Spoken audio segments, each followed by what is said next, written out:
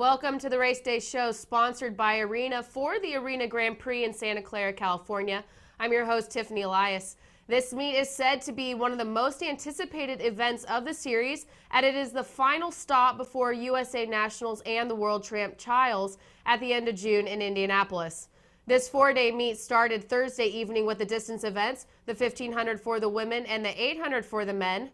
Day 2 kicked off tonight with the 100 freestyle, followed by the 200 breaststroke, 400 free, and 100 butterfly.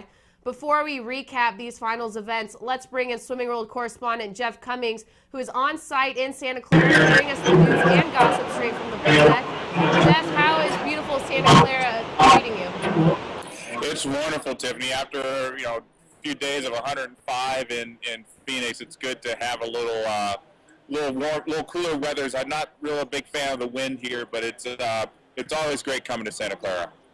So 2 days down, how has the excitement on the pool deck here compared to the Arena Grand Prix that we've seen prior?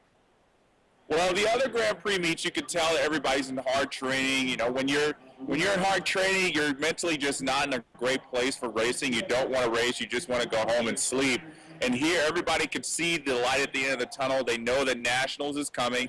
Tapers are going to be beginning very soon if they haven't begun already. And you can just tell everybody's excited to race now. This is probably the last meet for a lot of people, so they know that this means that the big meet. All right, well, let's dive right into the recaps and start off with the distance events yesterday. It was a deep international field in the women's 1500. Canada's Tabitha Bowman finished first, 16:37, followed by Chara Escobar Torres from Mexico, 16:40, and Brazil's Carolina Queiroz for third, 17 minutes. The women's event paled in comparison to the men's 800 freestyle. Michigan's Conner Jaeger crushed the meet record, 7:50.14, almost 2 seconds faster than the previous benchmark set by Korea's Taiwan Park. Mac Horton from Australia took second with a best time, 7:59, and Canada's Ryan Cochran trailed in third, 7:59 as well. Jeff, impressions on the distance events to kick off the meet? Well, I agree with you. It was a little bit of a letdown, the women's race, the women's 1500, after what we saw in Charlotte with Katie Ledecky. But, it was still good to see a little international flavor, as you said. Susana Escobar, it was great to see her after making the World Championship trials for Mexico. People may know her. She swam at Texas for many years. But, yeah, that men's 800 was fantastic to see Conner Jaeger. Really, it's just amazing to see him coming into his own and having all that confidence now as a distance swimmer, being able to race Ryan Cochran, who's been so established internationally for so many years, and having no fear, just going out there. He told me afterwards he was a little surprised that he was so far ahead of Ryan, but he just took that pace and went right through with another great lifetime best. 750 is just great for this time of year. Well, he put together another great performance tonight in the 400 freestyle. But let's start off with the first event, which was the 100 freestyle. Now, to take a look at a few of the top 8, you have Natalie Coughlin, Missy Franklin, Megan Romano, Allison Schmitt. These are the types of heats we're going to see throughout the course of this meet. Now, at the touch, it was Megan Romano with a 54.16, followed by Natalie Coughlin, 54.33, and Missy Franklin, 54.56. Megan Romano stepping up post-college career. Jeff, what'd you think? I was surprised to see her doing so well. The 100 freestyle has never been her strongest event. It's always been that 200. She's the American record holder in the 200-yard freestyle. But she told me after the race that, she's been doing some really good stuff with Bob Bowman up in Colorado Springs, working on her sprinting, working on her speed, and it really showed. And, of course, anybody who goes up to altitude training knows that when you come down to sea level, you're going to feel real good for a few days. So the end of her race, you could tell she was gaining on Natalie, who was tiring, and Megan was still kicking those legs real hard, and I think that was what made the difference. And this is going to be a real confidence boost for Megan. She is really going to do some great things in that 100 in Indianapolis. Now, Jeff, as every event, there's always a few swimmers who miss out on making the A final. In particular here, Dana Vollmer, Jessica Hardy, Leah Neal. We didn't see these ladies in the A final. Is this something we should be concerned about at this point in the season, or what were your thoughts on those people missing out? Well, it's like, we always say, don't be worried to see Ryan Lochte in a B final. I mean, these guys train hard. Leah Neal trains hard. Jessica Hardy trains hard. They all train hard, and we'll talk about Dana Vollmer's 100 fly a little bit later. They're all training hard. I mean, it's not to say don't read into it, but at the same time, I don't think there was really anything to be said about, oh my gosh, something's wrong with these ladies. I think they're just training hard, and they came out here to race, and they will take this back for the next 4 weeks and know what they need to do in Indy. All right, well, the field was just as impressive on the men's side. Another meet record fell to Nathan Adrian, finishing with the 4th fastest time in the world, 48.08. Ryan Lochte steps up for second, 49.53, and Conner Jaeger for third, 49.59. Now, this was a very stacked and fast heat, Jeff. It was one of the best fields I've seen for 100 freestyle, and I guess it should have been no surprise that Nathan Adrian was going to be the king of the field. But I was really impressed by Anthony Irvin, at least for 49 meters of the race. He said afterwards that when he's swimming, he judges where the wall is going to be by where the flags are, the backstroke flags, and they had taken them down for the race because obviously you don't need backstroke flags for freestyle. So he was, from what I can understand, he was breathing. He didn't see the flags, and it was kind of like, oh my goodness, there's the wall. So he kind of botched his turn. It really would have affected him coming out of that. So I think he wasn't too happy with that. But overall, I think it was a good field. The times are really good. It's good to see a lot of 49s among Americans. But, I mean, Nathan Adrian to go 48.0 is impressive. I'm sure he would have been happy to see 47, but 48.0, and he's been 48 lows all season, and that's got to be a real confidence boost for him that no matter where it is in the season, he's still going 48. The rest of the world's got to be a little bit nervous to see what he's going to be doing this summer. Yeah, great field, and Matt Grievers to round out 8th place. Maybe he's still recovering from that wedding a little bit. Yeah, well, he's not really known as a 100 freestyler. We'll see how he does in the 100 back on Sunday. All right, well, up next was the 200 breaststroke. Texas Laura Sogar Happy cruised in 226.53. Michael Lawrence second, 227.32, and Cal's Caitlin Leverance for third, 227.35. But the anticipated 200 breaststroke swim of the night was on the men's side. Short course super stud Kevin Cordes proved he can do it in the big pool too. He was just off the meet record, clocking in 210.95. And for second was Trojan Swim Club's Glenn Snyder's 213.63, and Mike Alexandrov took third, 214.02. Jeff, reactions to Kevin Cordes' 210? Everybody stopped to really analyze him swimming. Everybody was, I could tell there were people sitting around me who were counting his strokes as I was because, as we know, in his short course race, he was taking 4 or 5 strokes per 25 yards, and here he was taking about 15 or 16, which is still a phenomenal number. And to go 210 in season, most people don't do that, and Kevin Cordes is not an in-season swimmer. So, we've been all wondering how this is all going to translate to long course. I wouldn't say I'm nervous.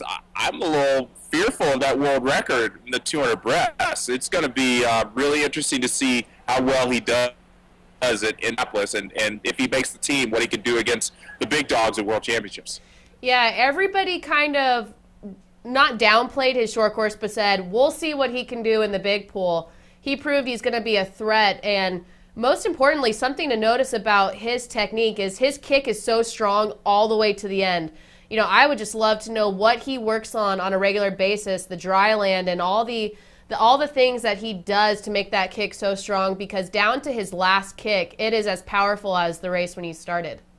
I've seen a couple of workouts at the U of A, and they do a lot of kicking. So, it really does help, and breaststrokers have to have good kicks. Another thing that Eric Hansen told me after the race is they do a lot of hypoxic training. So, you could tell his lungs were probably burning at the end of that. A lot of hypoxic work and workout is really going to be taxing on your lungs, but it was still a phenomenal race to watch. 210 in season is really good.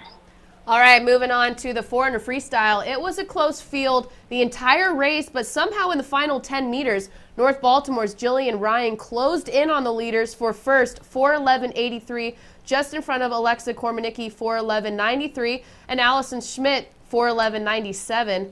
The women seemed to be a little outshined by the men again tonight, as Conner Jaeger posted the 7th fastest time in the world, 3:46.93. Seemed extremely happy with that, and Conner Jaeger finished second, 3:48.2. Ryan Cochran with another third-place touch. Jeff, your thoughts on the 400 freestyle? Well, Jillian Ryan really stepping up. She showed some promise in 2011 at Summer Nationals. It looks like that's going to start to. She's really starting to make do on that. The men's 400, every year it looks like we're getting closer and closer to the top of the podium internationally in the 400 free, and this could be a good step forward. Obviously, someone like Sun Yang and even Taewon Park, they're light years ahead of everybody else. But this was a good sign. Conner Jaeger definitely deserves to be happy with it. Connor Dwyer definitely deserves to be happy with that. A great double for him, too. Now, on the ladies' side, after the NCAAs, Allison Schmitt didn't have quite the strong performance that we've known her to have at, let's say, the Olympics. She's obviously had some post-time off. Do you think that she'll be back to where we will hope she'll be at trials? It's kind of hard to say. A lot of people were probably wondering what happened to her at NCAAs. It wasn't the performances that we thought she would have. But, I don't know how Allison really does in season. 411, not too bad. Obviously she's been 402, so, it's just probably been real iffy for her. She's probably one of those people who probably needed a break after the Olympics, and she went right into college. So, it probably is having its effect on her. But, again, we'll just have to see how it shakes out in Indianapolis. All right, well, last event of the night, and one of the biggest upsets happened in the women's 100 butterfly. Queen of the sprint fly, Dana Vollmer, was just outtouched by Canada's Catherine Savard, 58.83 to a 58.9. Kendall Stewart came in third, 59.22. Now, Jeff, we mentioned Dana Vollmer earlier, just missing out on the freestyle and not as fast out tonight at the 50 in her fly and just outtouched at the end. This is okay for right now, is what you're saying. It's okay, but I didn't see a lot of the snap that I've seen from Dana Vollmer in her butterfly. Orlando, she looked great. I remember she looked really good there. Mesa, she looked pretty good. This one looked like it looked like she was actually trying to split for a 200 fly. It didn't look like she was being aggressive through the whole race, and I'm not sure where that came from, but it was a great swim for Catherine Savard. I'm sure she's going to take that and to go back to Canada and really be excited about that. But as far as Dana goes, I think she's probably just in really hard training. Like I said, she just didn't have the snap. And, I know that when the snap is there for Dana, it's going to bode some really, really exciting things for her. All right, well, on to the men. Ryan Lochte was not happy with his second-place finish in the 100 freestyle, so he came back for a win in the 100 fly. Fifth at the turn, but first at the touch, 52.29. Tyler McGill second, 52.42, and Jason Dunford for third, 52.69. Now, Jeff, we saw Ryan drop the signature Speedo and actually swam in a fast suit this weekend. You had a chance to talk with him after the meet tonight. Anything special that he shared with you? Yeah, he said the decision to wear the racing suit, the technical racing suit, was a last-minute decision. They weren't going to. He was just going to wear the briefs, but he and Greg Troy said, "Why don't we do this? This is the last meet of the season. Let's do it just to see where he is." Obviously, he's in a really good place, and the 100 flyers really gotten interesting now. We're looking for the successor to Michael Phelps, and I think it's going to be really interesting to see if it's going to be him or Tyler McGill that's going to win at World Championship trials. So 52 is really impressive. I think that's a really good in-season time. Yeah, it was very impressive, and this was back to more of the Ryan that we were used to seeing before the TV series happened. All right, Jeff, thanks for your analysis, and we'll see you tomorrow. All right, thanks, Jeff. All right, well, that's going to wrap up race day for day 2 of the Santa Clara Arena Grand Prix. Day 3 prelims starts at 9 a.m. West Coast time, and finals will begin promptly at 5 p.m. Tomorrow's events will include the 400 IM, the 200 freestyle, 200 backstroke, 50 free, and the 800 freestyle relay. 2 more nights to go, and you can find all the results and recaps on swimmingworld.com. Thanks for watching. I'm Tiffany Elias, and we'll see you tomorrow.